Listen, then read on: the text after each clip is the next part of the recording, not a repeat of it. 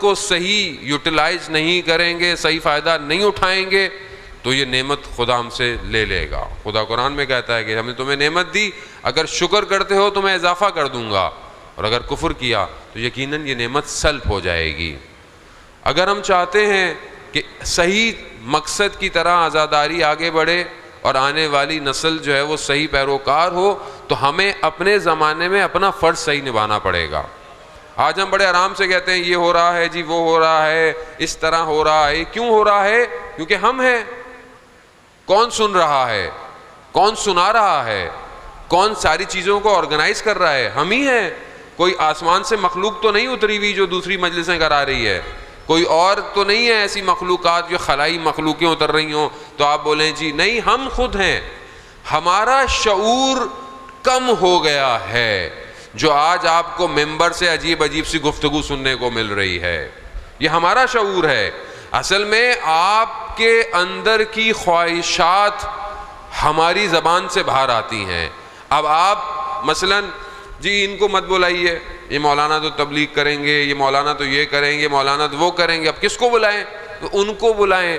کیوں؟ کیونکہ اصل میں آپ خود جو سننا چاہتے ہیں آپ اس کو بلاتے ہیں۔ یہ آپ کے اپنے اوپر منحصر ہے۔ وہ آپ اپنے گھر میں مجلس کرائیں، آپ اپنی محلے میں مجلس کرائیں، تو اگر آپ کو کوئی شخص بولے کہ مطلب یہ تو صحیح نہیں پڑتا، تو یقیناً آپ ہی میں سے کسی نے بلایا ہے، خود تو کوئی نہیں آیا۔ وہ آپ مجھے بولیں جی آپ مولانا صاحب خود ہی، میں تو خود نہیں آیا، مجھے تو یہ جوان بچے پچھلے 2-3 سال سے بلا رہے تھے، جو اللہ نے توفیق دی پاکستان آنے کی، تو میں آ گیا، ورنہ یہ بلا رہے تھے تو میں آیا، وہ نہیں بلاتے میں نہیں آتا۔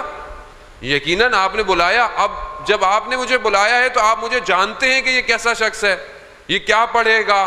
اور یقیناً جنہوں نے نہیں سنا ہوا ان کے لیے الگ ہے، لیکن جو جانتے ہیں، جو بلا رہے ہیں، وہ تو جانتے ہیں یہ کیسا شخص ہے، تو یقیناً وہ وہی پڑھے گا جس طرح آپ اس کو جانتے تھے۔ تو عزیزان محترم، آج بہت آسان ہے انگلی اٹھانا، یہ کیا ہو رہا ہے، وہ کیا ہو رہا ہے، وہ اصل میں ہم نے خود کیا ہے تو ہو رہا ہے۔ اگر آپ صحیح عزاداری کو قائم رکھیں یا رکھتے تو یہ حالت نہ ہوتی آج۔ وہ ہمیں لذت لینے کی عادت ہو گئی تھی ممبر سے ہمیں جو ہے وہ بہت زیادہ خوب مولانا صاحب واہ واہ نہ ہو تو مزہ نہیں آئے گا۔ آپ مزے لینے آئے ہیں مجلس کے اندر، میں کیا کرنے آئے ہیں؟ آپ پہلے ڈیفائن کریں کہ مجلس میں آئے کیوں ہیں، مجلس میں آیا کیوں جاتا ہے، مجلس برپا کیوں ہوتی ہے، مجلس کا مقصد کیا ہے، مجلس کس کے نام پر ہوتی ہے، اور وہ شخص کون تھا کہ جس کے نام پر مجلس برپا کی جا رہی ہے۔ وہ شخص کون تھا جس نے کربلا میں قیام کیا، وہ شخص کون تھا جو اس شخص کے مقابلے پر تھا۔ یہ ساری چیزیں آپ کے لیے واضح ہونی چاہیے۔ وہ اگر آپ کے لیے واضح نہیں ہے، اور یقیناً مجلس واضح کرے گی، ممبر واضح کرے گا، لیکن اگر آج ہم اس مجلس یا ممبر کو کسی اور مقصد کے لیے استعمال کریں تو قصور کس کا ہے؟ عزیزان محترم، قصور ہمارا ہے۔ ہمارے اپنے نفسانی خواہشات ہیں جو ظہور کر رہی ہیں۔ اگر آج آپ بولیں بس مجلس اچھی ہو جائے، کیسے اچھی ہو؟ رش ہو، نیاز بہت اچھی ہو، یہی ہوتا ہے نا ہمارے ہاں۔ تو ظاہری بری بات نہیں ہے، آپ بہترین نیاز دیں، جتنا اللہ نے آپ کو دیا ہے آپ بڑھ چڑھ کر دیں، مولا کے معاملے میں کنجوسی نہ کریں۔ یہ الگ خرافات ہے، نہیں جی یہ تو نیازوں میں اتنا نہیں دیں نیازیں۔